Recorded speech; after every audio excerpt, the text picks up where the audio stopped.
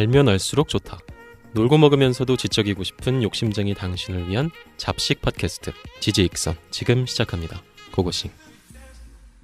안녕하세요. 안녕하세요. 안녕하세요. 자기소개 한마디씩 부탁드립니다. 안녕하세요. 저는 소비문화 그리고 아이들을 사랑하는 슐라입니다.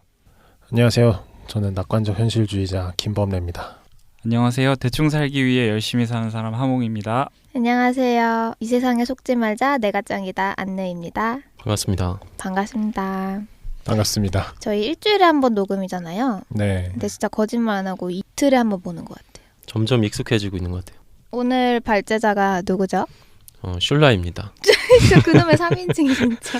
아니 근데 이게 좋잖아요. 뭐, 앞서서 이제 안느님하고 범례님이 각각 발제를 해주셨죠. 첫 번째로 했던 게 안느님이 90년생이 온다. 맞아요. 라는 책이었고 두 번째로 이제 범례님이 영화였죠. 뭐더라? 바이센터니얼맨. 기억도 안 난다. 바이센터니얼맨이죠. 바이센터니얼맨. 기억하죠. 재밌었어요. 저번 주 거. 눈 한 번 깜빡하지 않고 거짓말. 이것도 편집될 건가 보다. 분명히 쉬는 시간에 졸리다 그랬는데.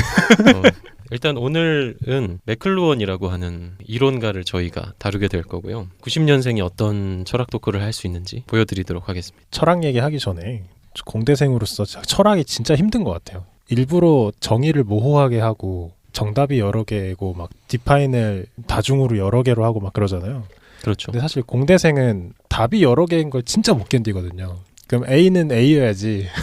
맞아. A는 A-도 될 수 있고 A-도 될 수 있으면 진짜 읽으면서 너무 힘들더라고요. 이해도 잘 안 되고 이게 이런 책을 본 적이 없어서 그런 건지 아니면 근데 이런 책은 철학책 중에서도 흔치 않아요.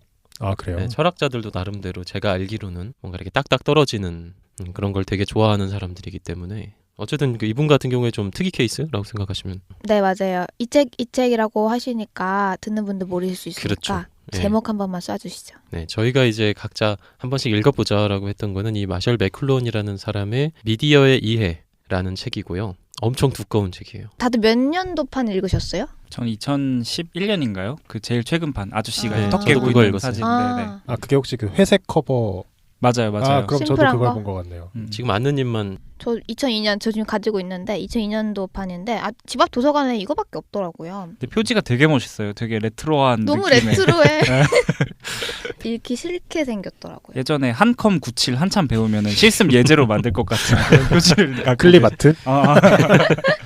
다들 저 매클루한 하는데 제가 막 자료들을 찾아볼 때는 맥루한 이렇게 다들 써 있더라고요. 이게 부르는 방식이 되게 다양해요. 그쵸. 한국 약간 맥루언, 맥루한, 매클루언 이렇게 부르는데 그래서 저는 매클루언이라고 부르도록 하겠습니다. 어쨌든 오늘 어떻게 되는지 대략적인 순서를 말씀드리면 그 철학이라고 불리는 이 애매한 종자에 대해서 다들 어떻게 느끼시는지 우리끼리 얘기를 한번 나눠보고 제가 그게 어떻게 오늘 얘기할 매클루언까지 연결되는지를 간단하게, 사실 간단하지 않지만 절대로 설명해 드릴 거예요. 그런 다음에는 본격적으로 미디어를 이야기한 이 매클루언이라는 사람이 어떤 사람이었는지 또 뭔 소리를 한 건지 대체 같이 천천히 짚어보도록 하겠습니다. 빨리 얘기해 주세요. 저는 어떤 말씀을 슐라님이 하실지 너무 기대가 되더라고요. 오늘 강의 듣는 건가요? 그래요. 근데 저는 매클루언이라는 분을 좀 찾아보다가 지구촌이라는 단어를 만드신 분이라고 하더라고요. 네, 맞아요. 그거는 좀 뭔가 우리 실생활에도 이런 철학적 용어가 많이 쓰이고 있구나. 그런 걸. 지구촌 영어로 뭐죠? 글로벌 빌리지입니다. 근데 사실 한국 사람들은 잘 모르는 것 같은데. 이분을? 네. 네, 저도 몰랐어요. 그러니까 뭐 커뮤니케이션 학과 이런 데서는 다들 기본적으로 알고 있는 사람인데 일반 분들은 잘 모르시는 것 같아요. 그래요. 제가 보기에 이 책 내용 자체가 대학교 학부 강의에서 팀 프로젝트로 다룰 만한 양이라고 생각이 되더라고요. 양? 응. 어떤 양? 전공서적 한 권 분량 정도 되는 느낌? 저 읽으면서 이거 일주일 안에 못할 것 같은데 라는 생각이 계속 들면서 슐라님이 계속 네. 원망스럽더라고요. 그럴 것 같긴 했어요. 네네. 지금 그 얘기하고 싶어서 빌드업한 거죠. 네네, 맞아요. 아니 근데 사실 이분은 그러니까 교수님들도 사실 피해가는 사람이에요. 왜요? 피곤한 스타일인가요? 그렇죠. 피곤하고 난해한 사람이죠. 난해하고 한 손에 잡히는 걸 다들 좋아하시거든요. 근데 한 손에 안 잡히는 사람이기 때문에 상상을 되게 많이 동원해야 되는 그런 이론가기도 하고 그러다 보니까 좀 어떤 사람인지는 차차 얘기해 보도록 하시죠. 네. 근데 이제 그 전에 철학에 대해서 어떻게 느끼는지 각자. 사실 그 단어 자체가 이미 좀 저는 좀 욕으로 들렸어요. 어릴 때는. 철학이? 그러니까 뭐 욕이요? 그러니까 대학 턱걸이용 철학과다, 철학과 간다 이러면 아, 뭔가 진로에 있어서. 네, 너 철학과 가라 이러면 욕으로 그 말을 썼거든요. 제일 안 좋은 과, 절대 취업 못하고, 맞아. 네, 진짜 쓸모없고. 쓸모없는. 철학에 대한 이미지랑 철학과에 대한 이미지랑 또 다른 것 같은데 맞아요. 말씀하신 것처럼 철학과에 대한 선입견은 좀 진짜 취직하기 힘들 것 같고 뭔가 이제 세상과 동떨어져서 뭔가 그들만의 세계가 있을 것 같은 그런 느낌이 드는 과였어요. 근데 우연히 철학과 과방에 한번 가볼 일이 있었는데 과방에 소주가 그렇게 많더라고요. 오. 철학을 논하려면 한 잔 걸쳐줘야 이게 이야기가 또 되는구나 하는 거를 좀 생각했었는데 제가 그거 진짜 싫어하는데. 아 그래요? 죄송합니다. 싸우지 마세요. 다른 분들은 뭐 어떻게 느끼세요? 저는 철학은 노후를 위해 남겨놓고 있습니다. 노후랑 무슨 상관이에요? 말이죠? 필요 없다는 얘기죠 지금. 아니죠. 그러니까 뭔가 철학을 제가 배우고 논하고 생각하기에는 시간이 꽤 많이 필요한 것 같더라고요. 사실 한 문장 한 문장 넘어가기조차 저한테는 좀 힘들어서 노후에 이제 시간이 많을 때 유희하고 즐기면서 할 수 있지 않을까 싶어서 노후를 위해 좀 남겨놓고 있습니다. 저는 철학하면은 제가 이제 철학에 관심 갖게 된 게 얼마 되지 않았는데 그때 느꼈던 것 중에 약간 충격? 반전이었던 점이 옛날에는 철학이랑 과학은 양극단에 있는 거라고 생각했거든요. 끝에서 끝 완전 다른 학문. 근데 이제 역사나 이런 걸 배우다 보면 사실 과학이 철학에서 나온 거잖아요. 철학, 출발점은. 과학, 연금술 뭐 맞아요, 이래가지고 맞아요. 수학도 같이 하고. 맞아요. 모든 학문, 그러니까 방금 수학도 말씀하셨지만 수학, 과학 모든 학의 어머니 역할을 하는 게 전 철학이란 걸 배우고 나서는 그러니까 저희가 모든 삶에 있어서 사유하는 방식이 철학이겠구나. 거창한 이름을 붙이지 않아도 저희가 생각하는 사유 방식이 모두 철학에서 다 근본을 두고 있구나. 이런 거에서 되게 저는 감명을 깊게 받았던 것 같아요. 저 같은 경우에는 제가 그 학교 다닐 때 성실히 안 다녔다고 사실 지난 방송에서 맞아요. 자퇴 직전이었다고. 그 정도는 아니에요. 자퇴 직전이라는 말 얘기는 너무- 안 하셨던 것 같은데. 우리가 맥클루한 데서 얘기를 할 거잖아요. 네. 근데 이 사람을 세 줄 요약한다. 세 줄 요약을 오늘 이거- 미리 해주시나요? 고마워요. 어디서도 듣지 못하는 여기서만 들을 수 있는. 라고 하려고 했는데 엄청 애를 써봤는데 네네. 안 되더라고요. 아 좋다 말았네. 네, 그래서 그 진입하기 전에 맥루언이라는 사람한테 진입하기 전에 선행 개념으로 조금 말씀을 드리면 사례랑 같이 곁들여서 그럼 이해하시기가 좀 더 편하지 않을까라는 생각에 좋을 것 같아요. 네. 뭐 철학하면 뭐 존재론, 인식론, 가치론 뭐 이런 단어들이 들어오는데 재미없으니까 그냥 다 잊어버리세요. 네. 단호하시네. 클린. 철학이 어떻게 다시 정신분석이라는 개념으로 오늘 연결이 되고 있고 이게 어떻게 미디어 아니면 매체 미학 이런 거랑 관련되는지를 간단히 설명을 드릴 거예요. 뭐 예를 들어서 제가 수학은 못합니다만 사칙, 연산, 숫자, 십진법 이런 걸 우리가 쓰잖아요. 근데 철학은 사실 그 숫자나 이제 연산 관계 있죠. 이런 걸로 직접 다룰 수 있는 사회 현상들을 다루진 않아요. 금융의 거래라든지 권력의 수적인 분배라든지 도시의 수학적인 설계라든지 이런 것들을 다루진 않아요. 차라리 그 체계로 구성되는 세계관의 틀 자체를 다룰 수는 있어요. 여기서 선이나 악의 개념이 탄생하게 되거든요. 그러니까 이 체계들 혹은 세계관이 이제 딱 들어오게 되잖아요. 우리한테, 우리 일상에. 가령 아까 말씀드린 십진법, 숫자 이런 것들이. 그러면은 조금 이따 말씀드리겠지만 선악을 탄생시키는 그런 측면이 있어요. 왜냐하면 기준이라는 게 들어오면 그 기준으로 모든 거에 이름을 다 매겨야 되는 성질이 자연스럽게 들어오게 되거든요. 예를 들어서 뭐 우리 부서에는 32명이 있어. 아니면 너 지금 5등급이잖아. 공부 좀 열심히 해. 라든지 너 벌써 30이다. 뭐 연봉이 얼마다. 뭐 이런 이야기를 할 때 그 십진법의 숫자가 우리 삶에 들어오죠. 그러면 전부 다 이걸로 계량화가 일어나는 거예요. 그러네요. 네. 그럼 그런 방식으로 계량화되는 세계는 어떤 걸까?에 관심을 가져요. 그래서 이런 면에서 정치 철학이라고 하면 구체적인 내용을 다루는 정치학하고는 다르게 되는 거예요. 그리고 경제 철학이다 하면 마찬가지로 경제학과 다른 것이고 과학 철학이라고 하면 과학 패러다임을 다루기 때문에 과학 자체 활동과 좀 다르게 되는 것이고 예술 철학은 또 예술이랑 다르고 이렇게 되어 있는 거죠. 저는 이제 철학하면은 그 단어에 대한 본질, 의미를 생각을 해보는 거라 그랬는데 제가 그렇게 이해하고 있었는데 네. 그런 단어들로 이루어진 세상 자체를 이해하려고 하는 움직임이네요. 그렇죠. 이제 두 번째로 정신분석으로 이게 어떻게 연계되는지 말씀을 드릴 건데 아까 제가 뭐 선악 이런 얘기했잖아요. 이건 좀 논의 얘기인데 정신분석은 일반 개인에 대해서는 사실 공개적으로 수행하면 안 되게 돼 있어요. 이게 정신분석이 윤리 어긋나거든요. 근데 하지만 이제 저희가 전체적인 내용을 다루기 때문에 문제는 안 될 거라는 걸 먼저 말씀드릴게요. 저 진짜 죄송한데 진짜 예. 저급한 질문일 수 있는데 심리 테스트랑 정신 분석이랑 구분할 수가 있을까요? 우리가 뭐 흔히 뭐 심리 테스트 많이 하잖아요. 동공지진 왔다. 예, 그냥 저 진짜 백지여서 심리학이 태동한 게 프로이트라고 사실상 보기 때문에 네. 정신분석이 뿌리 개념을 가지고 있고 그 위에서 뭐 아동심리 상담, 뭐 미술치료 이제 이런 데로 나가면서 이제 심리치료라든지 재미 막 이런 것들이 같이 되고 이거를 경영학거나 이런 데서는 막 같이 연계해서 막 가져오기도 하고 하는 거죠. 우리가 다 시간관념을 가지고 있잖아요. 네. 그러면 예를 들어서 제가 10분 늦었어요. 그럼 짜증 나겠죠. 개빡치죠.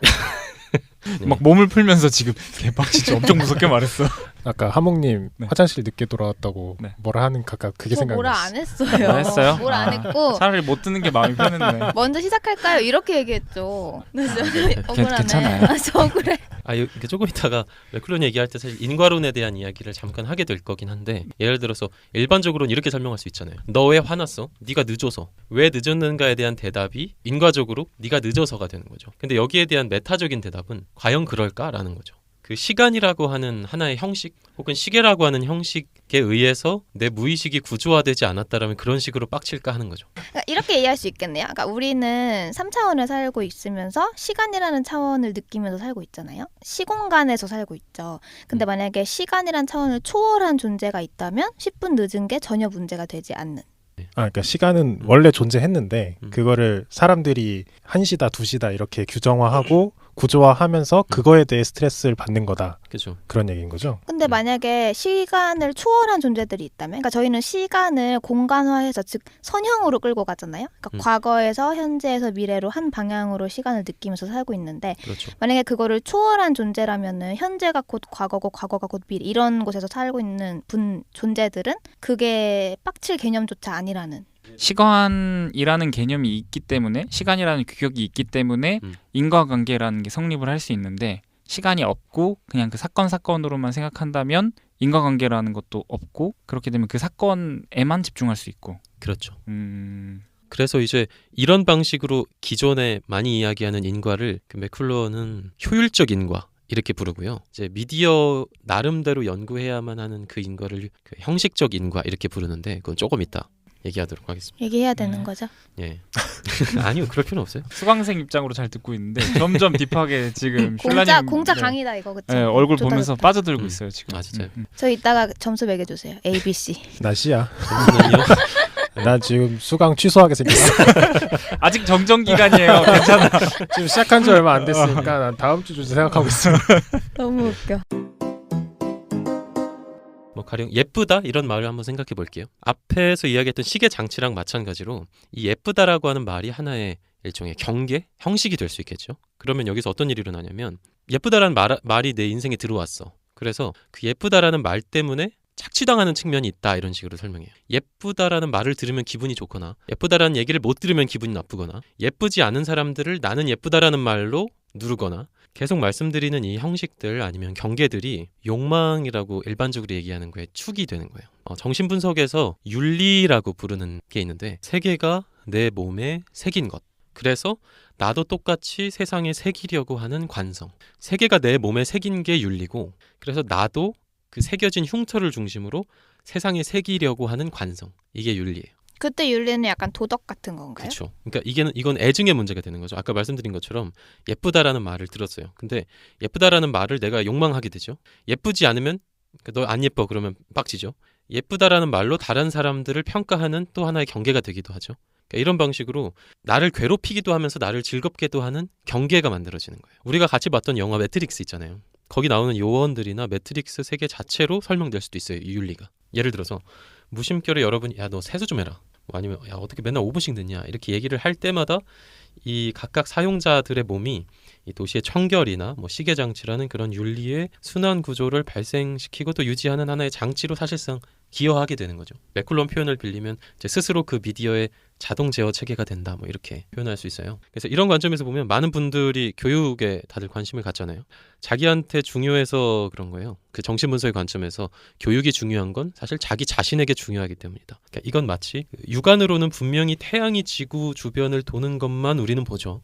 근데도 누군가가 천동설을 그러니까 지구가 우주 중심에 있고 천체들이 그 주변을 돈다. 그 천동설을 믿는 사람이 있으면 이상하게 생각하는 거랑 되게 비슷한 현상이에요. 근데 이 패러다임은 하나의 상처인 거죠. 각각의 형식들이 상처고 그거를 중심으로 욕망 구조가 생기고 그래서 이게 하나의 윤리고 그래서 우리한테 다 중요해지는 그런 방식의 교육 체계 속에서 상처를 받았기 때문에 다시 나는 그것들을 세계에 투사한다는 거죠. 이제 그런 순환 구조를 만드는데 이제 그 구조에 대한 연구에 관심을 갖는 게 기본적으로 정신 분석학이에요. 근데 저는 이거랑 그 천동설이 지동설로 넘어가는 거랑 뭐가 매칭되는지를 모르겠어요. 그러니까 지동설이 팩트인데, 그러니까 왜 지구가 중심이 아니야?라고 물어보는 것 자체가 의미가 없다는 거예요?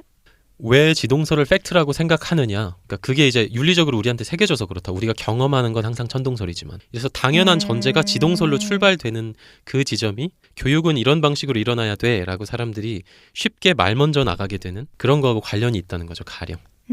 약간 군대 생각하면 좋은 것 같아요. 군대 들어왔을 때 이등병은 다리를 못 꼬잖아요. 근데 다리를 못 꼰다고 듣고 제가 이제 또 1병이 되고 상병이 됐는데 이등병이 새로 들어오면 또 다리를 못 꼬게 하잖아요. 근데 다리를 못 꼬게 하는 게 뭐 정답은 아니지만 그 부대 안에서의 그 세계 안에서는 하나의 패러다임이잖아요. 그거 자체가 윤리라는 거예요. 뒤집지 그럼 다리를 못하는. 못 꼬는 게. 네, 근데 이거를 이제 슐라님 말씀을 빌리면 이게 하나의 윤리이고 그 부대원들에게 새겨진 상처라는 거죠. 그렇죠.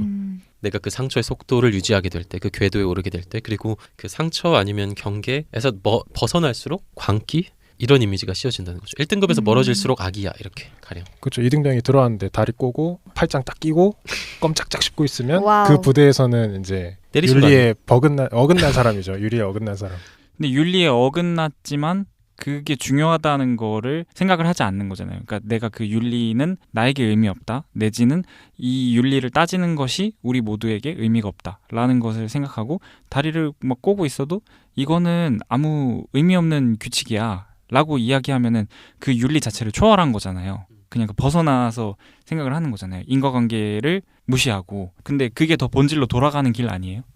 그렇게 봐요? 근데 슐라님 말씀은 이러하니까 이렇게 해야 되라고 결과를 얘기하고 싶으신 게 아닌 것 같아요. 그런 건 아니에요. 그냥 현상을 그렇다. 기술하는 그래 왔다. 것 같아요. 예, 그 현상 기술까지 해서 끝나요. 이게 막 정신 분석학이랑 정신 의학이 다른데 정신 분석은 이렇게 현상 포착해서 끝나고 이게 정신 의학으로 넘어가면 정상 비정상 분류가 시작되거든요. 그러니까 사회를 컨트롤하기 위해서 이제 거기까지 나가지는 않고요. 철학은 기본적으로. 그래서 이제 이게 어떻게 맥클루언, 그러니까 미디어로 넘어오게 되느냐를 이야기하게 될 건데, 뭐 커뮤니케이션에서 중심이 되는 거는 언제나 전제로 깔리는 것들의 성격이다 이렇게 이야기할 수 있어요. 전제로 깔리는 것들의 성격. 그죠. 전제로 깔리는 것들의 성격. 예를 들어서 분명히 한글인데. 스카이캐슬 이런 거 보시면 아니면 뭐 야 너 그거 봤냐? 라고 하지 전달 매체가 어떻게 생겨먹어서 어떻게 정보 전달을 하는지 구구절절 설명하지 않죠. 그거 봤냐? 라고 하잖아요. 그러니까 여기서 볼 수 있는 거는 앞서 말한 윤리랑 마찬가지로 의문 없이 바로 수용되는 하나의 형식이 된 거죠. 여러 가지 다른 예시가 있지만 미디어의 일종인 돈, 그러니까 자본을 예로 들어서 한번 설명해 볼게요. 만약 여러분이 남친 여친이나 지인이랑 레스토랑에 갔어요. 근데 알고 보니까 지갑이나 계좌에 돈이 한 푼도 없어. 그러면 아마 엄청 당황스러울 거예요. 그러니까 여기서 마음이 경험하게 되는 거는 자격 박탈이라는 일종의 심리적인 충격인데 소비 공간에서 커뮤니케이션에 진입하고 또 거기서 추락하지 않으려면 이 돈이라는 신용이 그 전제돼야 한다는 윤리적인 긴장감이나 수치심 이런 게 깔려 있다는 거죠. 이 엄청나게 다양한 미디어들이 엮어내고 있는 이 필드들 그리고 그런 형식들이 사회적으로 보급됐을 때 사람 한 명 한 명이나 문명 전체에 가져오는 효과 이런 걸 통째로 진단해 보려고 하는 게 미디어 철학 아니면 미디어 미학이다 이렇게 생각하시면 돼요. 자, 그러면 이제부터 마셜 맥클루언에 대해서 저희가 이야기를 해볼 텐데요. 네. 뭐 이렇게 소식 같은 거 대충 읽어보셨나요? 이 사람 이력이 상당히 화려하거든요. 일반적인 학자들이랑 많이 달라요. 걸어온 길이. 허버트 마셜 맥클루언이고요. 1911년에 태어나서 1980년까지 살았고 캐나다 출생입니다. 그리고 영문학 석박사. 1964년 여름에 미디어의 이해를 출간했고요.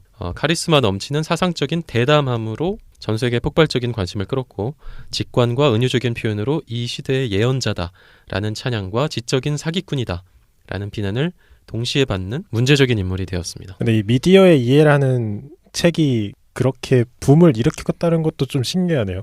읽기가 쉽지 않은 책인데. 근데 저는 사실 이 책 속에 저희한테 슐라님이 잠깐 해주셨을 때 진화론의 다윈 같은 위치다라고 하셨잖아요. 그래서 저는 맞아요. 그런가 보다 하고 읽었는데 약간 다윈보다는 철학에서 약간 니체 같은 역할이신 것 같아요. 니체? 갑툭 니체? 아니 그러니까 위치가 다윈은 위치가? 약간 진화론을 다룰 때 교과서로 올라가는 분이잖아요. 근데 맥클루언은 약간 니체처럼 미디어를 다루는 철학에서 톡 튀고 약간 자극적이고 이 주류에서 약간 벗어나서 약간 선구자 느낌이 좀 나는 문제아 느낌이 나는 약간 그런 방향이라고 생각이 들어서 니체에 비유를 했던 겁니다. 그 니체 같은 경우에 이제 막 갑자기 다 때려 부신 뭐 이런 이미지로 막 이다나 이런 이미지가 있잖아요. 그런 그쵸. 측면에서는 아무래도 좀 비슷한데 제가 이제 그 다윈 말씀을 드렸던 거는 자연 선택 그게 이제 일종의 생명의 나무 개념이 기준 뿌리가 돼가지고 그러니까 뭐 도부잔스키 이런 생물학자들은 진화 개념이 없으면 생물학이 어떤 것도 의미가 없다 이런 식으로 얘기를 했잖아요. 그래서 지금 21세기에 생물학을 하는 모든 생물학자들도 다윈의 후계자임을 막 자처하고 있거든요. 되게 구체적인 부분들은 되게 많이 틀렸어요. 찰스 다윈도. 근데 그 기본적인 뿌리 그렇죠. 그 패러다임을 넘어설 수 없다라는 지점에서 일종의 그리고 조상님이죠. 거의 사실이라고 깔고 이제 그 위에 계속 그쵸. 빌드업 되고 있는데 그쵸. 저는 맥클루언 이 책을 읽었을 때는 그렇다기보다는 주류에 있었던 그 미디어에 대한 그 철학들에서 굉장히 다른 시각, 색다른 시각을 제시해서 굉장히 주목을 받은 그러니까 미디어 형식 자체에 집중해야 된다라는 방식으로 최초로 그쵸. 전환했다라는 점에서 이제 근데 전 궁금한 게 이분이 이 주장을 하고 나서 그 이후에 그 학계가 그러면 아까 말씀하신 것처럼 맥클루언의 후계자임을 자처하면서 계속 빌드업되는 학계들이 많이 생겼나요? 그렇지를 못해요, 아쉽게도. 근데 지금은 이분이 1965년에는 미국의 일간지 뉴욕 헤럴드 트리뷴에 의해서 뉴턴, 찰스 다윈, 프로이트, 아인슈타인 그리고 파블로프 이후에 가장 중요한 사상가로 평가되기도 했어요. 그 정도? 네, 그리고 이제 이 사람의 저서가 17개 이상의 언어로 번역이 됐고 맥클루언이즘, 맥클루언이스크 끝에 크가 붙으면 양식이라는 뜻이죠. 맥클루언 양식 이런 거죠. 맥클루언아이즈 뭐 이런 파생어가 옥스퍼드 영어 사전에 등록되기도 했고 그 책 보면서 아까 용어 설명하시니까 딱 인상 깊었던 게 맥클로나이제이션이었나? 그 단어가 이제 그 학계에서는 난해함으로 번역된다고. 그렇죠. 아, 이 사람이 이 학계에서 어떤 위치구나 이런 게 좀 느껴졌던 것 같아요. 사실 이분이 학술적인 전공법을 존중하지 않고 그 조롱한다 이런 비난 때문에 이분이 생전에는 학계 전반에서 거부되는 경향이 엄청 높았다고 해요. 이미 20대 때부터 뭐 학자를 자처하는 교수들은 사람을 멍청이로 만들기 때문에 난 절대로 학자가 안 되겠다라고 다짐했다고 하니까 말 다 했죠. 그래서 학계에서는 알지만 불러서는 안 되는 그 이름. 볼드보트. 그 당시에. 근데 이제 이분이 1980년에 사망한 다음에는 열렬한 추종자들 그리고 이 맥클루언의 깊이를 알아차린 여러 학자들이 인용 그리고 피드백에 의해서 기술 철학자의 최고 반열에 추대됩니다. 그렇죠. 오히려 사망하신 이후에 생겨났던 미디어들에서 맥클루언이 제시한 방향대로 미디어가 흘러갔다 뭐 이런 얘기를 본 적이 있었던 것 같아요. 예언이 그래서, 많이 맞았나요? 예, 예언이 뭐 예를 들어서 뭐 50년 전에 그러니까 기상청처럼 쏟아낸 그런 예언들 가령 사람들은 빠르게 움직이면서 전자기기를 사용하는 유목민이 될 것이다. 최근 활판 인쇄술 이전으로 돌아가고 제작자가 소비자를 겸한 시대로 복귀할 것이다. 저 그 부분 읽었는데 제작자가 소비자를 겸한다는 게 무슨 의미인지 모르겠더라고요. 그러니까 이제 생산자로서의 경험을 해본 사람이 제작자에 참여하는 이런 걸 얘기하는 것 같은데 예를 들어서 뭐 맞춤형 컨텐츠, 뭐 오늘로 치면 소비자 카드 뉴스 뭐 이런 거 생각하시면 될 것 같아요. 1990년대 이후 학계에서는 사실상 그러니까 커뮤니케이션 학계 내부, 이제 정신분석 이런 거에 관심 있는 분들, 미학, 기호학, 건축 이런 거에서도 맥클루언 르네상스다. 그러니까 이런 식으로 이야기. 그러니까 왜냐면 그 당시에 클래스가 장난 아니구나 진짜. 네, 그 당시에 안 맞아 떨어뜨렸던 것이 지금 훨씬 더 다 맞아 떨어지면서 그러니까 최근 연구자 폴 레빈슨 이런 사람이 있는데 1960년대보다 현재에 와서 훨씬 더 중요해진다라고 언급하기도 했어요. 권위자들이. 이분이 평소에도 마찬가지인데 학생들이나 청중한테 강연할 때도 엄숙해지는 걸 못 참을 정도로 개그치는 걸 엄청 좋아하는 성격이었다고 해요. 맞아, 되게 유쾌하신 성격이었다고. 유쾌한 정도가 아니었다고 알려져 있어요. 약간 뜨라이? 네. 그냥 말씀하세요. 아까 무슨 아까 개빡친다더니 제가 그래서 무슨 일화를 하나 봤는데 본인의 주장을 맥클론께서 이제 뭔가 막 강의를 하다가 사람들이 표정이 별로 안 좋으니까 마음에 안 들면 다른 것도 있어요 막 이러면서 네 맞아요. 네, 귀여우시네. 그게 1955년 컬럼비아 대학에서 열렸던 세미나거든요. 사회학 과장으로 있던 로버트 머튼이라는 사람이 당신 이론 엄격한 학술 원칙을 안 따르고 있다라고 비판을 하니까 거기다 대고 이런 생각을 싫어하시는군요. 그러시면 다른 것도 있어요. 그러니까 이런 식으로 넉살을 떨었다고 합니다. 그리고 사실 뭐 지구촌 이런 책에서는 하이데거 들어보셨나요? 들어봤죠. 네, 현대철학의 거목인데 존재와 시간이란 책으로. 실존이 본질에 앞선다. 그거 사르트르. 이거 편집하지 마세요. 이거 편집하지 마세요. 아니야 분명히 이건 편집될 거야. 나처럼 가만히 있으란 말이야. 난 중간은 갔어. 나도. 그 지구촌이라는 책에서 이 하이데거에 대해서 이제 발이 묶인 상태로 탭댄스를 추려고 한다 이런 식으로 조롱하기도 했어요. 하이데거를. 네. 되게 그쪽 세상도 되게 치열하네요. 장난 아닌데. 대충 어떤 사람인지 아시겠죠? 되게 거들먹거리는 느낌이기도 하고 그래서 이 사람 진짜야 이런 느낌이 좀 들기도 약간 하는데 괴짜 같은 느낌이어서 네. 본인이 말을 해도 사람들이 좀 더 못 믿어주는 그런 게 있었을 것 같아요. 그 당시에. 네. 이제 저희가 맥클루언이 어떤 내용을 가지고 얘기를 했는지 직접 이야기를 할 건데요. 미리 말씀드리지만 어렵습니다. 그렇지만 우리가 쉽게 얘기할 겁니다. 우리가요? 너가 너가 쉽게 얘기해야지. 아니 그래도 우리의 그거는 이제 어렵게 이야기를 해도 그쵸. 최대한 쉽게 그쵸? 전달을 네. 해보도록 노력을 한번 해볼게요. 근데 뭐 네. 별로 어렵지 않아요. 혹시 지금까지 듣고 계실 청취자분들을 위해서 한마디 얘기해 사죄의 주시죠. 말씀? 사죄의 말씀? 여러분의 뇌를 괴롭힌 죄를 제가 어떻게 받아야 할지. 괜찮아요, 뭐. 근데 또 유쾌한 아픔일 수도 있잖아요. 새로운 지식이고 모르던 분야를 알아가는 것도 사실 아까까지 수강 취소하신다는 분이. 오히려 이게 쉽게 전달을 하시려고 하다 보니까 뭔가 생략된 부분도 있을 것 같고 모든 게 생략됐죠. 그렇죠. 그러니까 네. 우리가 기본 관념으로 미리 알고 있는 상태에서 요거를 딱 던져주면 할 수 있는데 시간이 짧다 보니까 그게 조금 어려울 수도 있을 것 같아요. 근데 먼저 이 철학이라는 학문 자체가 그런 A는 B다라는 얘기가 없는 학문이지 않아요? A는 B다라고 왜 하는가? 난 역시 수강을 취소하겠어. 그러니까 예를 들어서 1 플러스 1이 2다 이렇게 하잖아요. 이게 전제가 돼야 수학이 진행이 되잖아요. 그렇죠. 근데 1 플러스 1이 왜 2인가? 1 플러스 1은 1 플러스 1인데 1 플러스 1은 2라고 하는 체계 속에서 어떤 패러다임이 등장하는가? 이거에 관심을 갖는 거죠, 가령. 자, 그래서 이 미디어 이해라고 하는 책 맨 앞에 등장하는 가장 유명한 표현, 이게 미디어는 메시지다. 근데 제가 아까 마샬 맥클루언의 그 홈페이지를 들어가 봤어요. 근데 이제 홈페이지가 있어요? 네, 아까 제가 팬 사이트에. 보여드렸던 거. 그러니까 그거. 홈페이지 있어, 맞아. 거기서 홈페이지 이 있어요. 미디어 이서 메시지를 너무 멋있게 말해가지고 뭔가 따라해 멋있었어요. 주세요.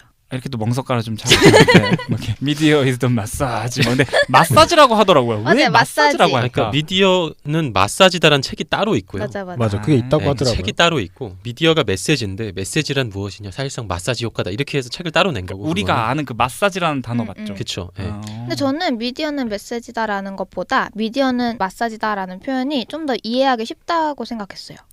물론 이게 미디어가 메시지다. 그러니까 미디어는 메시지다가 아니라 미디어가 메시지다라고 그러니까 번역을 한 것 자체가 의도가 있었던 번역이거든요, 사실. 그게 뭐냐면 일반적으로 미디어라고 하면 다들 아시는 그런 미디어, 신문이라든지, 매체. 그렇죠, 매체. 미디어는 그냥 인간의 확장이다. 그래서 SNS라든지 신문이라든지, 그러니까 이런 데서 다루는 내용에만 사람들이 집중하는 측면이 있고 지식인이라고 불리는 사람들은 항상 그렇다. 그런데 미디어 자체가 메시지다. 무슨 얘기냐면 각각의 개별 미디어들을 일종의 원료처럼 생각해서 그 원료들이 각각 그 사회 체계 전반에 퍼졌을 때 구체적으로 그 장이 어떤 효과를 만들어내는가, 여기에 집중해야 되는데 아무도 그런 식으로 집중 안 했다. 그리고 사실은 모든 기술 자체가 미디어다. 왜냐하면 모든 기술들은 인간 자체의 육체적이거나 정신적인 확장이기 때문에.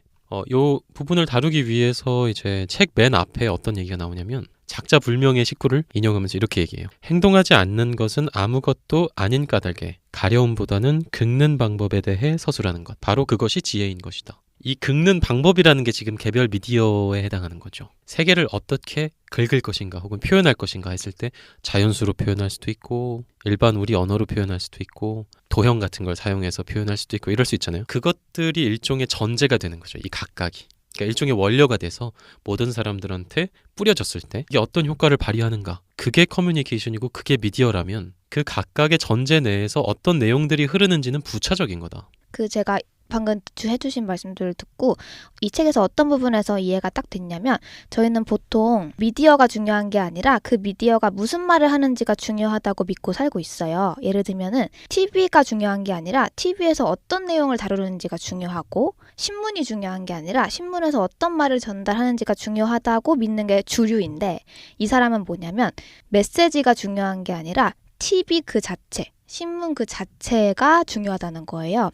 그래서 어떤 실험이 있었냐면 한 여대생에게 화장품 광고를 보여줘요. 첫 번째는 신문으로 보여주고요. 신문 화장품 광고를 보여주고요. 두 번째는 TV 광고를 보여줘요. 근데 똑같은 내용을 담고 있잖아요. 뇌에서의 반응이 다르다고 합니다. 그거 자체로 이미 미디어 자체가 또 다른 메시지를 갖고 있다라는 이 맥클루언의 주장을 뒷받침하는 근거가 될 수 있는 거죠. 뭐 다른 텔레비전 이런 파트에서는 또 어떤 사례를 드냐면 만약 나치 독일의 가정에 라디오 대신 TV가 더 일찍 보급되어 있었다면 히틀러는 절대로 성공하지 못했을 것이다. 그는 차갑게 식어버렸을 것이다. 형식 자체가 보급됐을 때 완전히 다른 반응 혹은 효과가 나타난다. 그리고 사실 이렇게 얘기한 거나 마찬가지잖아요. 저희가 TV나 라디오나 만화에서 폭력적인 장면을 노출했으니까 아이들이 폭력성을 배운다라고 생각하잖아요. 즉 미디어가 담고 있는 폭력성의 메시지에 저희는 보통은 집중을 하는데 이 마샤 맥루아는 그게 문제가 아니라 이미 TV, 라디오, 만화라는 미디어 자체가 있었으면 폭력성은 어차피 있었을 거다. 걔네가 폭력성을 담고 있지 않았어도 일어났을 일이다라고 얘기를 하는 격이라고 봤어요. 책에서. 근데 저는 이 부분이 사실은 좀 공감이 힘들더라고요. 너무 도약 아닌가 이런 생각이 들었어요. 다른 분들은 어떠세요? 저는 이제 다수의 사람들이 생각했던 관점인지는 모르겠어요. 근데 미디어라는 것 자체는 연결고리라고 생각하거든요. 미디어 안에서 내용적으로 이어지는 관계, 그리고 또 어떤 미디어와 또 다른 미디어의 연결 관계, 그리고 미디어를 수용한 사람들 사이의 연결 관계. 되게 그것들이 중요하다고 생각하는데 미디어가 연결 관계를 만드는 고리이다. 저는 생각을 해봤습니다. 일반적으로 네네. 그렇게 생각하죠. 네네. 그러면 하몽님은 만약에 TV든 라디오든 만화든 뭐 옷이든 고리의 종류는 딱히 차이가 없다라고 그러니까 보시나요? 어떤 미디어와 어떤 미디어가 조합되는지에 따라 고리의 종류가 달라지잖아요. 이제 그거로 인해서 생겨나는 현상들이 또 달라지고 아, 고리에 따라서 결과도 다르고. 네네 그렇죠. 이제 그리고 똑같은 미디어를 들었다고 하더라도 그 미디어를 긍정적으로 받아들이는 사람, 부정적으로 받아들이는 사람도 다를 거고. 그렇죠. 그러니까 사실 일반적으로 미디어를 이해할 때는 노드 사이 A 포인트, B 포인트가 각각의 이제 사람이라고 하면 그 사이의 직선, 노드를 연결하는 엣지. 그렇죠. 전문 용어. 공대 용어입니다. 공대 네, 용어. 이거 그래프 장난 아니네. 그래프 이론에 나오는 네네. 공대 뭐 이론. 그렇게 생각하시면 좀 더 편할 수도 있을 것 같아요. 그래서 그 연결하는 그 부분이 특정한 형식을 갖고 있다고 하면 각각의 모든 원자들 사이사이의 그 커뮤니케이션, 그 노드와 노드 사이 엣지가 어떤 방식으로 감각이나 지각을 참여시키는가, 그 형식 자체가 전체 커뮤니케이션 장의 특성을 결정짓는다. 뭐 이렇게 얘기해 볼 수도 있겠죠. 여기서 미디어에 속하는 거는 되게 포괄적이에요. TV, 뉴스, SNS 같은 매스미디어는 물론이고 무기, 자동차, 비행기, 도로, 철도, 종이, 옷, 집, 시계, 자동화 기계 이런 모든 유형의 기술 또는 인공물들을 다 포괄하고 있고요. 여기서 이제 바퀴는 발의 확장이다. 뭐 책은 눈의 확장이다. 수는 촉각의 확장이다. 옷은 피부의 확장이다. 비유적인 표현들을 많이 사용하고. 근데 그 인간의 확장이라고 표현한 게 저는 처음에 되게 신선하다고 생각했어요. 특히 활자나 신문 이런 건 또 뭐 눈의 확장이고 바퀴는 뭐 발의 확장이고 바퀴를 보고 저게 발의 확장이다라고 생각할 수 있는 사람이 얼마나 있을까 그런 생각도 좀 하게 되고 그리고 조금 신기한 건 미디어라는 단어 자체는 바퀴가 발명됐을 때 나온 단어가 아니잖아요. 실제로 이제 TV나 신문이나 이런 실제로 저희가 흔히 알고 있는 미디어라는 게 개발됐을 때 이제 미디어라는 단어가 탄생됐을 텐데 현대에 만들어진 단어로 과거를 설명한다는 것도 참 신선했어요, 저한테는. 어쨌거나 미디어들은 인공물 혹은 기술이고 확장이기 때문에 그 인공적인 확장 형태들이 각각의 그 연결 지어주는 애들로서 전체 커뮤니케이션이라고 하는 거에 어떤 영향을 미쳤는지 그거 자체에 집중해야 된다. 가령 카카오톡적인 방식의 대화가 뭔지를 물어봐야지. 기본적으로 제일 먼저 그 안에서 뭔 일이 일어나고 뭐 되게 재밌었고 어떤 논란이 일고 이런 것들은 부차적인 거다. 그러니까 그런 것들이 모든 시선을 다 뺏어간다. 심지어는 던져진 고깃덩어리와 같다. 모든 시선을 앗아가려고. 미디어의 내용은 형식에 비하면 모든 시선들을 그 빼앗아가 버리는 고깃덩어리와 같다. 네. 책을 통해서 미디어란 이런 거야. 너네가 이렇게 이해해야 돼. 이런 게 아니고 미디어를 바라보는 시각이 좀 달라지는 것 같아요. 사실 옛날에 우리가 뭐 버디버디, 싸이월드, 뭐 네이버 점점 시대가 변하죠. 그리고 이제 페이스북, 트위터, 그리고 지금 인스타그램 이렇게 소셜 네트워크라고 하는 게 채널이 점점 바뀌는데 사실 그렇다고 해서 과거에 찾고 싶어 했던 정보나 지금 찾고 싶어하는 정보는 크게 다르지 않잖아요. 자기가 알리고 싶은 정보에 집중하는 게 아니고 이 정보를 어떻게 어떤 매체를 통해서 알려야 효과적인지도 비즈니스적으로 고민하게 되고 그런 시각이 좀 생기는 것 같아요. 갑자기 생각난 건데 그 노래 인스타그램 한 사람 누구죠? 딘? 그런 노래도 요새 되게 많은 것 같아요. 그러니까 매체 자체를 막 노래 제목으로 쓰고 자체를. 그렇죠. 네. 어떻게 보면은 노래 제목이 신문이랑 비슷한 거잖아요. 이제 두 번째로 마취된 인간 그리고 나르시스. 이 장에서 뭔 얘기를 하는지 대충 훑어보도록 하겠습니다. 사실 다 비슷한 얘기예요. 읽어보셨나요 혹시? 네. 어땠어요? 그냥 뭐 그냥 뭐 몇 페이지 남았지? 전 그 부분 600 인상적이었어요. 나르시즘에 대해서 제가 보통 알고 있던 나르시즘이랑 좀 다르게 해석하시더라고요. 나르시스 신화가 원래 뭐죠? 그러니까 어떤 한 잘생긴 청년이 이제 사랑하는 사람이 없는 상황이었는데 산책을 하다가 호숫가에 이게 세수를 하려고 했나 물을 마시려고 했나 이렇게 딱 가는데 호숫가에 비친 자기를 봐요. 너무 잘생긴 거야. 사랑에 빠져요. 미쳤나? 근데 이제 이게 나르시즘이라고 보통 얘기를 하면은 자기 자신을 과외하는 사람을 보통 얘기를 하잖아요. 근데 매클루어는 나르키소스가 자기 자신을 사랑한 게 아니고 어떤 잘생긴 사람을 사랑했다는 거예요. 3인칭이죠. 자기인 줄은 몰랐다는 거죠. 만약에 자기인 줄 알았으면 감정이 달랐을 거라고 얘기를 하잖아요. 근데 보통 저희가 알고 있는 나르시즘이라고 하면은 자기 자신을 사랑하는 사람이라고 생각을 하잖아요.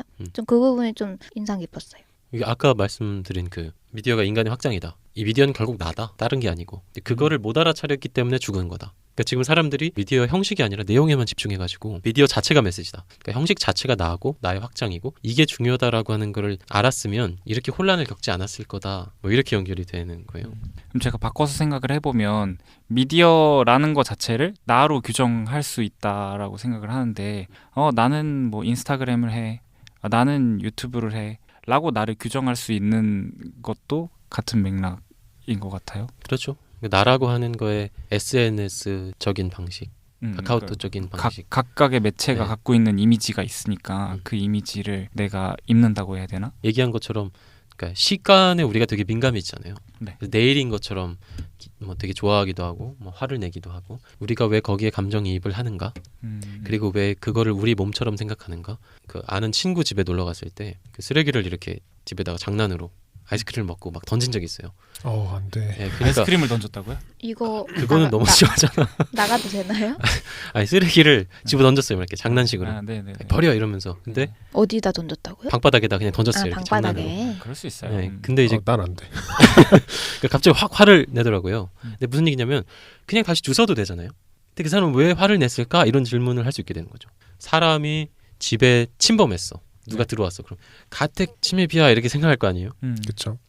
근데 그거는 이게 나야 아니면 나라고 하는 것의 경계야라고 하는 게 집적인 방식으로 사람들한테 퍼져 있기 때문에 그런 의식이 발생하는 거잖아요. 그 전제가 발생하는 거잖아요. 그러니까 이런 전제들에 대한 이야기니까 아주 간단하진 않을 거예요. 훨씬 복잡하죠. 왜냐하면 법적으로 규정돼 있기도 하고 단순히 집 자체의 문제냐라고 이야기해 볼 수도 있겠죠. 사실 각각의 단위들이 서로가 서로에게 스며들고 서로가 서로를 매개 하는데 어쨌거나 각각의 형식들을 들여다볼 필요가 있다. 뭐 이 정도에서 끝나는 거니까 뭐 한 가지 사례가 있는데 이 맥클론이라는 사람이 조롱2로 지식인들을 공격하는 그런 장면이 많이 나와요. 미국 경영인 데이빗 사르노프라는 사람이 노트르담 대학교에서 명예 박사학위를 받고 나서 한 연설이 있는데 그 내용이 이렇답니다. 우리는 너무 쉽게 기술적 도구들을 휘두르는 사람들의 죄는 묻지 않고 대신 도구들을 속죄양으로 삼는 경향이 있다. 현대과학의 산물들 그 자체는 선하지도 악하지도 않다. 그 가치는 사람들이 그것을 어떻게 사용하느냐에 달려있다. 이렇게 얘기를 했대요. 괜찮은 말인 것 같은데요. 네. 거기에 대해서 어떤 식으로 얘기하냐면 이 말은 요즘 몽유병 환자들이 말하는 방식이다. 이렇게 얘기해요.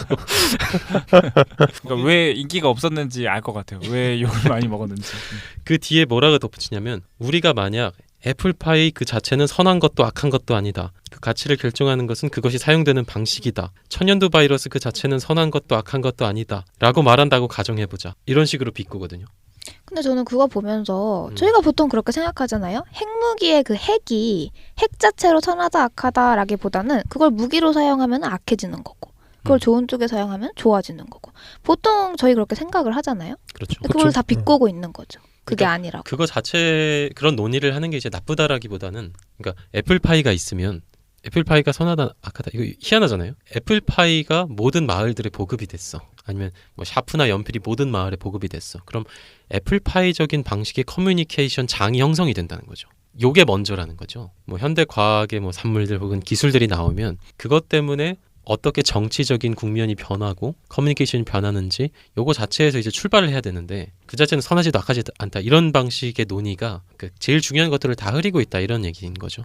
근데 그렇다고 애플파이가 보급됐을 때 애플파이가 선하냐 악하냐를 판단하는 것도 중요할 수 있잖아요. 이 맥클런이라는 사람이 그거를 막 비꼬았던 게 이제 사람들이 다 그 얘기만 하니까 조금 서운해서 그랬을 수 있을지는 모르겠는데 그러니까 답답해서 네. 학자로서 답답해서 어. 근데 네, 이제 맞아요. 애플파이가 보급된 상황 자체에 집중해야 된다라고 말할 수 있지만 애플파이가 선하냐 악하냐가 사실은 더 중요한 질문일 수도 의미 있다고 없는 생각해요. 네. 논쟁이라는 건 아닌 거죠. 그렇죠. 이 사람이 아마 무의미하다고 하지는 않았을 거고 이제 형식에 대한 논의를 아무도 안 한다. 그 정도?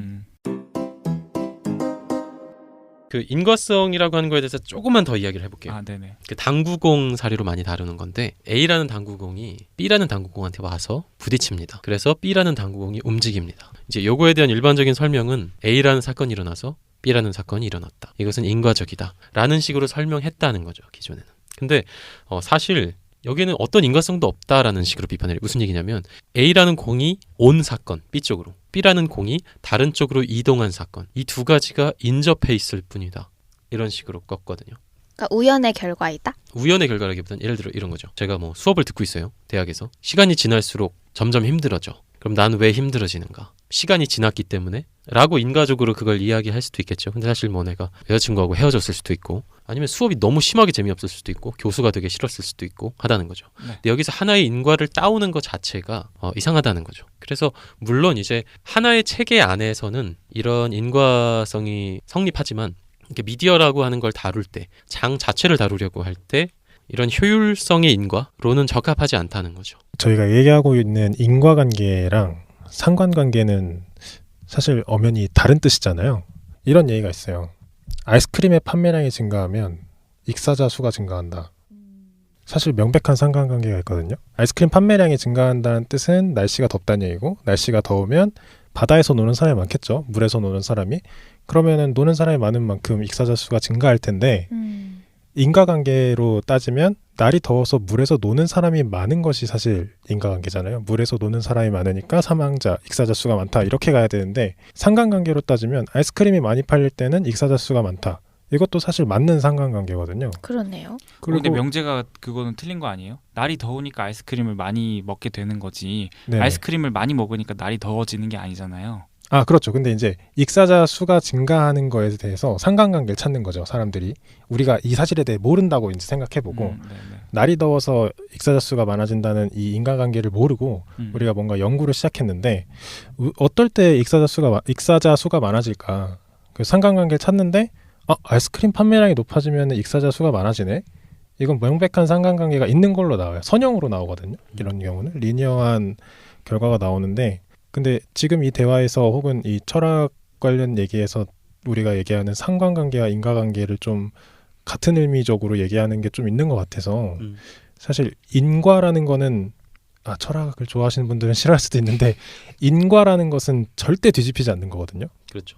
그러니까 A가 일어나면 B가 일어난다. 이게 언제든 정비례죠.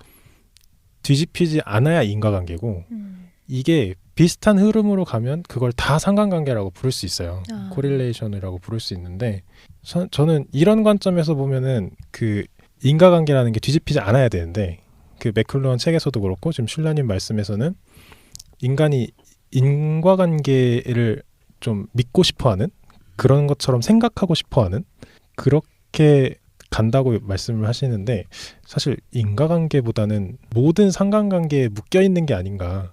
인과라는 건 없고 모든 상관관계다. 모두 우연의 일치다. 약간 그런 의미인 것 같아요.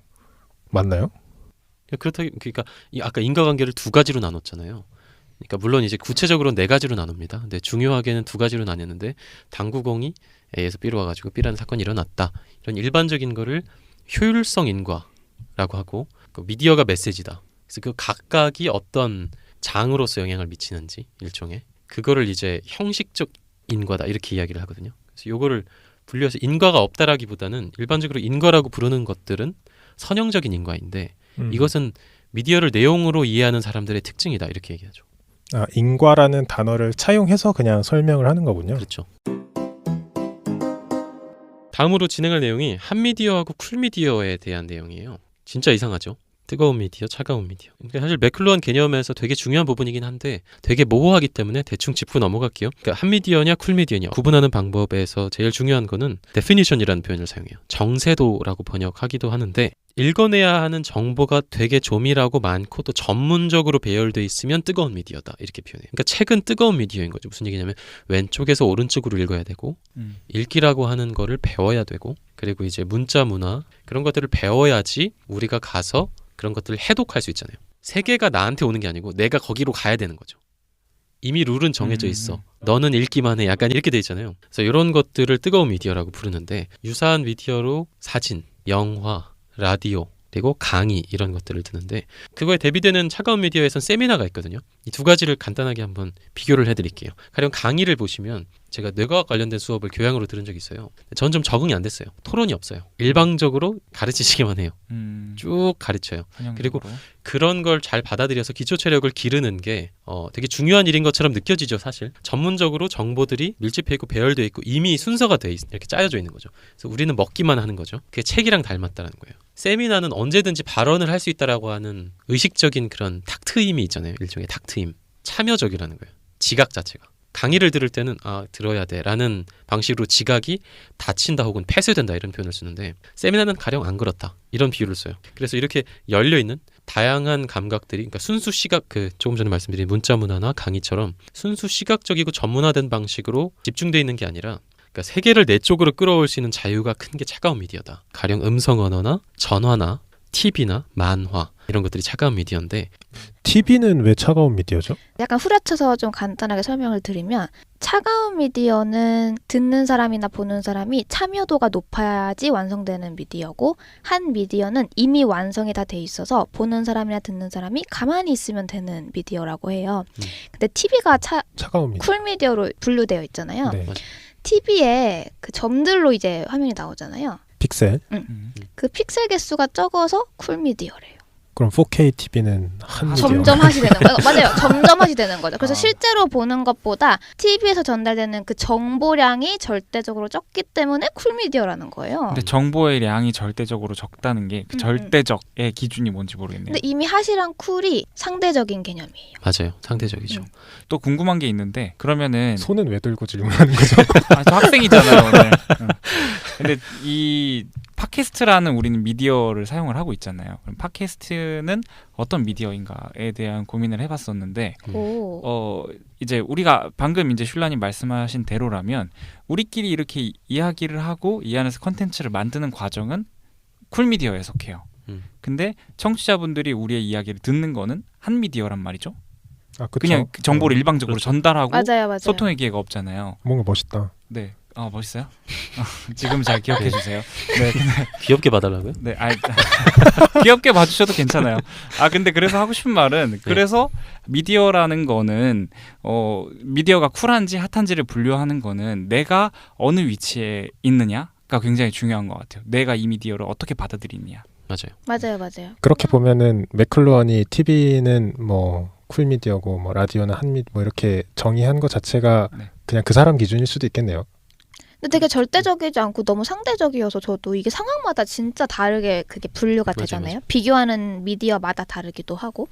근데 저희가 보통 생각하기에 TV는 일방적으로 정보를 전달하잖아요. 그럼 약간 정보의 방향으로 저희가 핫인지 쿨인지를 보통은 구별하기 마련인데 이 사람은 픽셀의 개수가 적으니까 쿨미디어다. 저는 이게 좀 공감이 안 가더라고요. 아니면 그 시대의 TV와 지금 시대의 TV를 다른 미디어로 봐야 된다고 또 생각할 수 있지 않을까요? 왜요? 요즘은 뭐 문자 참여도 가능하고 그런 요소들이 있으니까 IPTV 뭐 요즘은 ARS는 좀 옛날 거고 문자 참여 포함해서 요즘 어플로도 막 질문 남기고 좀 더 나가면 1인 방송 같은 경우는 1인 방송 완전 다른 매체가 돼버렸잖아요. TV로 할 수 있지만 그런 의미로 그냥 그 매클루언이 이 책을 쓸 때 있었던 TV라는 미디어 매체랑 우리가 이 책을 읽는 시점에서의 TV랑 또 달라서 일어나는 간극일 수도 있지 않을까요? 근데 방금 범례님이 말씀하신 이유도 보통의 사람들의 시점인 것 같아요. 쌍방향 소통이 가능하니까 이제는 다른 거 아니야? 근데 제가 보기에 매클루언은 TV에 그 방향을 얘기하는 게 아니라 그냥 픽셀이 적고 들어오는 정보량이 적으니까 쿨미디어야 라고 얘기를 하더라고요. 근데 이제 그 부분을 제시하긴 했는데 여러 가지 측면이 있어요. 그러니까 좀 더 쿨미디어가 무엇인가에 대한 더 나은 진단은 이제 내적인 친밀성 아니면 공감각적인 참여 가능성. 그러니까 예를 들어서 영화는 픽셀들이 많은 건 사실이죠. 근데 이제 그거랑 또 별개로 스토리가 완벽하게 짜여져 있잖아요. 영화가 상영이 되면 선형적이라는 거죠. 앞부분을 봐야지만 뒷부분의 의미를 획득할 수 있는 거죠. 영화에서는. 근데 TV는 그렇지 않고 계속해서 흘러가고 그것도 있을 것 같아요. TV를 보다가 음. 내가 이 내용이 마음에 안 들면 우리는 끌 수 있잖아요. 그러니까 끈다는 것도 어떻게 보면 피드백이거든요. 맞아요. 나는 그런 정보를 것들도. 여기까지 수용하겠다라고 그러면서도 쿨해 보이네요. 근데 라디오는 하신가요? 라디오 한 미디어입니다. 왜요? 그러니까 이제 사실 이 부분에서 이제 되게 혼란스러워지는데 라디오는 듣다 보면 빠져들잖아요. 그래서 계속 들으니까. 그래서 약간 꿈보다 해몽인데 지금. 그래 약간 그런 느낌이야. 그 한 미디어를 우리에게 최면을 건다라는 식으로 표현하고 쿨미디어는 우리에게 환각을 보도록 한다 이런 방식으로 표현하기도 해요. 라디오는 일단 아까 말씀해 주신 것처럼 일방적으로 우리가 듣게끔 만든다. 근데 사실 지금 현대 미디어에서는 서로가 서로 다른 미디어들을 계속 재매게 하기 때문에 그 당시에 이 사람이 봤던 사태랑 또 많이 다를 거예요. 네, 그럼 저희 마무리 해보도록 할게요. 어떠세요? 책? 아직도 조금 어려운 부분이 있어서 나중에 맞아요. 이야기를 다시 들어봐야 할 것 같아요. 보충 수업이 좀 필요해 보여요. 과외 받으세요. 그러면 이제 돌아가면서 한마디씩 해서 마무리하도록 할게요. 저는 우선 책 너무 어려웠지만 사실 읽으면서 되게 재밌게 읽었어요. 뭔가 확 트이는 기분이 들었고 이렇게 볼 수도 있겠구나 이런 생각도 많이 들어서 혹시 이 방송을 들으시고 흥미가 생기신다면 책 한번 읽어보시는 거를 추천드리고 싶습니다. 그리고 이 책을 소개해주신 슐라님께도 감사드려요. 정보라는 게 물처럼 위에서 아래라고 흐른다고 생각을 하는데 정보를 흐르게 할 수 있는 매개체가 미디어인 거죠. 그러니까 미디어가 메시지다 뭐 이렇게 아까 이야기도 하고 했지만 그런 수단으로서 미디어가 이렇게 많이 있고 그것이 결국 우리가 인간으로서 정의를 하는데 더 확장된 도구로 사용될 수 있다. 이런 것들을 배운 것 같아서 재밌었습니다. 네, 저는 꼭 언젠가 이렇게 철학적인 주제 아니면 좀 어려운 주제로 저랑 다른 분야에 있는 분들이랑 얘기를 해보고 싶었는데 아직 제가 많이 부족하다는 걸 뼈저리게 느끼고 있습니다. 좀 더 공부하고 좀 더 관심을 가질 만한 분야라고 생각하고 앞으로 슐라님이랑 다양한 얘기 해보고 싶네요. 좋아요. 근데 이 책이 이상한 거예요. 예, 원래 다른 책이었으면 다들 이 잘하셨어요. 근데 이 이상한 책을 재밌게 읽은 슐라님도 이상한 거 아니에요? 그니까요. 저는 들으신 분들이 지금 그러니까 철학이 생각보다 힙한 분야라는 걸 좀 더 아셨을 것 같아요. 힙하다고요? 네. 힙하다고요? 네. 힙하지 않다는 말을 굳이 돌려서 이렇게. 죄송해요. 그리고 혹시 이런 쪽에 이미 관심을 가지신 청취자분들께 드리고 싶은 말씀은 우리는 절대 아싸가 아니다. 우리는 자발적이다. 이제 그런 자부심으로 힘내시길 바라겠습니다. 끝. 뭐야 끝이야 이렇게? 마무리 멘트 해주세요. 그럼 오늘 뭐 여기서 이렇게 마무리하고요. 집에 가도록 하겠습니다. 저희는 고생하셨습니다. 고생하셨어요. 고생하셨습니다. 얘기 들어주셔서 감사합니다. 안녕.